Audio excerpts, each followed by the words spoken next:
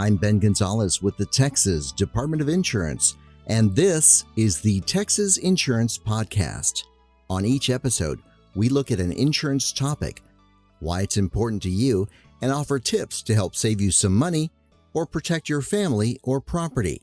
Today, we're talking about fire safety and how to recognize the different sounds you might hear coming from a smoke or carbon monoxide alarm. Knowing those sounds could help keep you and your family safe, whether you're at home or traveling this summer. Joining us to help decode those sounds is Kelly Ransdell from the National Fire Protection Association. Kelly also shares tips on where you need to install home smoke alarms and why it's important to know how old those alarms are. When your smoke or carbon monoxide alarm is making a noise, it's not always because it's going off. So what do those different sounds mean? We want people to learn the sounds of fire safety, and with that, COVID kind of gave us the opportunity to see inside people's homes. And sometimes people had alarms doing things, either alerting or chirping, and they had no idea what that meant. So they're going to have different sequences of beeps. So let's do the first one, which is the smoke alarm beep.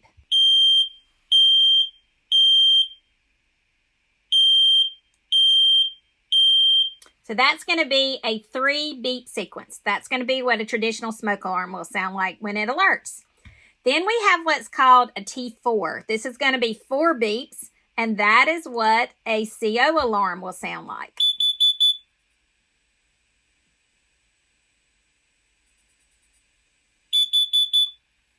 So 3 beeps is a smoke alarm, 4 beeps is a CO alarm, and then we do have, this is one of the sounds that people hear and they may not know exactly what it is, except it usually happens in the middle of the night. The famous chirp, and I'll do that one more time. Because people say, oh, I think I heard something, but maybe not. And that could mean one of 2 things. If you have a CO alarm or a smoke alarm that you can replace the battery, it can mean that your battery is low. But if it's a sealed-in unit, which means the battery is contained inside it, that means end of life. So it's really you'll have to investigate a little further and decide what's going on with that. And then we have some new technology that includes voiceover. And I did want to share with you that. Same pattern as before. Fire, fire. Warning, carbon monoxide. So you can see that still the same pattern. 3 beeps, fire, fire. 4 beeps, warning, carbon monoxide. So these are just alternative ways of notifying you that there is an emergency in your home. And does having the voice help certain folks to wake up or things like that? Yeah, so this is one of those hard discussions we always have. Research shows that smoke alarms will give you early notification, which is why it's so important you have enough of those on each level of your home. But then also in certain audiences, it's may happen that they prefer to have one of these voiceovers as well. So you're woken up and then you hear fire besides just the beep. Unfortunately, when it comes to kids, we tell parents that you really need to have a plan to help them evacuate, especially small children, but even teenagers, because if I have a teenager at home and they're hard to wake up sometimes. So we have to have a plan to make sure that they wake up, because even the loudest of alarms may not wake them up. And I experienced this with my daughter. We were in a hotel. The alarm, the loudest one I've ever heard, went off. She never woke up. And so it really brought this, to something very personal for me, because I had to wake her up for us to evacuate. And so you can imagine just your traditional smoke alarm going off definitely may not if a horn type device didn't wake her up. So having a home escape plan that includes a plan for your kids is one of the important parts of this program. Well, that brought to mind something else about people that might not wake up. What about folks with hearing loss or other special needs that makes them harder to wake up? Is there something on the market for them? There are. We have deaf and hard of hearing alarms. Now, they're going to use a traditional smoke alarm first. So that first T3 3-beep smoke alarm will then activate either a bed shaker with a strobe, and there's some alternative devices. So my mother is hearing impaired. On her nightstand, we have a special alarm that when the traditional smoke alarm goes off, it activates it and it flashes and says fire. Even though she's hearing impaired, there may be other people that aren't. It's going to say fire, fire. And then there's a cable that goes to what we call a bed shaker. Now, the bed shaker actually goes underneath your pillow.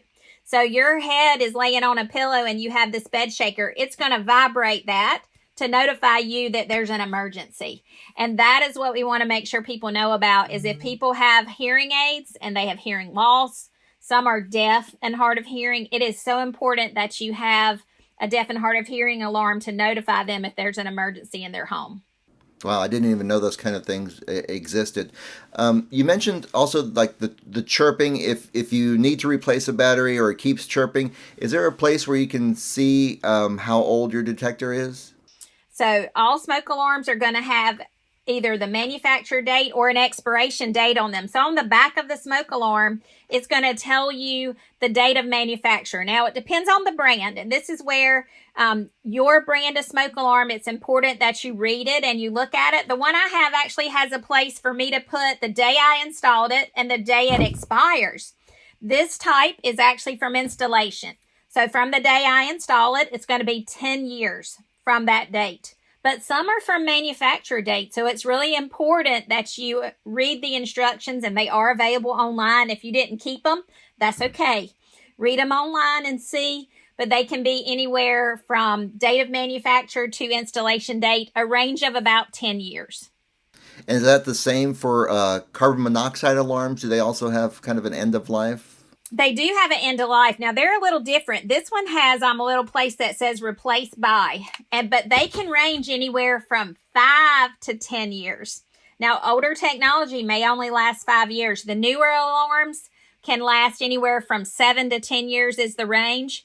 And something I like to remind people is they say, well, no big deal. I have vintage smoke alarms. Well, even if you test them monthly, alarms that are older than the specified amount of time of the manufacturer, in spite of the fact that you can push and hold the test button and it alerts, that does not mean that it can actually sense and do what it needs to do to activate in an emergency situation. So people have a false sense of, oh, well, it's still up there. I'm sure it's working. But that is not always the case. So it is so important that you know the age of your alarms. And so we say we want you to test them monthly. We want you to change the batteries if they have batteries annually. And then we want you to replace the alarms every decade, so every 10 years. So that's a good way to remember. Test monthly, change the batteries, find a special day one time a year, and then after 10 years, replace them out so that you have coverage in your home. Gotcha. So the vintage alarms are not good. No, not with this. Well, let's talk about the best way to install and use smoke and carbon monoxide alarms. You kind of need to make a plan for your home and think about where you're placing them so they do their best work, right?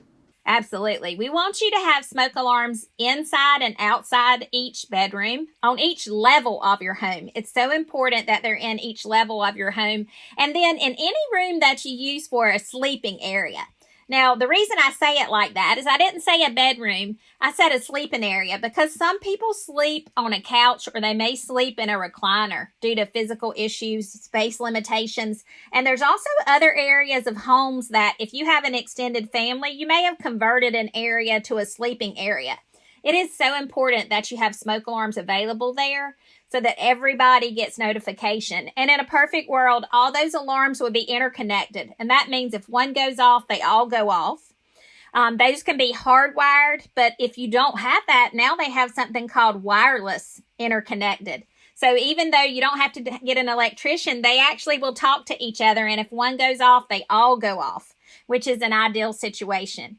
And so we want to make sure you have enough smoke alarms. Now, CO alarms are a little different. When we start thinking about CO alarms, there's certain things you need to take into account. One is, do you have an attached garage? Now, that's one that I like to pull out because people say, well, what's a garage got to do with CO? Well, with cars that have auto start and also other equipment you may store in your garage, they can create CO. So that may be a generator that you may have stored there and maybe you mistakenly have it running, or a vehicle that you leave running. And we've had that happen. Some of the newer vehicles are very quiet. And so for my mom who's hearing impaired, sometimes she thinks she turned off a car that's a button, but she can't even hear the car because it's so quiet. And we found this with several senior adults. So having an attached garage is one of the things that may give you an additional hazard. So we want you to have a CO alarm if you have an attached garage. If you have any fossil fuel burning appliance, that can be a water heater that uses gas, natural, or propane. If you have a generator that you use in your home, with the recent disasters in Louisiana and parts of Texas, certainly people have been using generators for a long amount of time, portable and stationary ones. So having CO alarms is so important because it can save your family from exposure. And then also you want to have it on each level of your home, usually outside the sleeping areas. So you wouldn't have as many of these alarms, but you would want to make sure you have enough coverage of those. But those are just some of the criteria. And then I also tell people that if you travel, it's very important that in your suitcase, pack you one of these little travel CO alarms. We have heard of several tragedies that occurred when people go on vacation. They may be in a hotel or a motel. Not always do they have CO alarms. They don't always have them. But also vacation rentals and condos. We've had some disasters that have occurred when people went on vacation, and we lost a whole family in Mexico where the hot water heater had put carbon monoxide in it, and so they never came back from vacation. So it's really important to have these. Now, CO is the same composition as air. So what that means is I put this in my suitcase, and I just open my suitcase up and leave it out in the open, and CO just kind of mixes in the air. Whereas when we talk about smoke alarms, smoke rises and then fills a room. So two different things, but equally lethal. Yeah, and carbon monoxide is so scary because you can't tell it's there. You can't smell it or see it, and it'll kill you. Absolutely. And many people don't know about the importance of having CO alarms, so we're really making sure to educate people on how important it is to have these in your home. Perfect. Well, any final tips before we let you go about just staying fire safe this season? Always a good idea to have working smoke alarms, have working CO alarms, but then also have a family escape plan. And that is practice it during the day and practice it at night.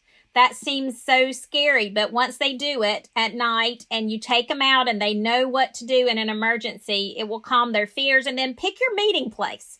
Depending on where you live, your meeting place may be, in my case, it's a bird feeder that sits at the end of my driveway, but I have small kids, so I don't want them at my mailbox, which is on the road, because if a fire truck were to come up, I would worry about them being in the roadway. So we have one that's in the front of our home. Pick a spot that's safe, that everybody knows about, and designate that, and then practice. The other thing is a lot of times people have extended family that stays with them. If you have somebody with mobility issues, so senior adults in your home, you really need to plan around their abilities. And that may mean if you have a 2-story home, that they would need to sleep on the bottom floor, on the floor that you can help them egress. Because if they're upstairs and you can't help them evacuate in a hurry, that can be the difference in life and death.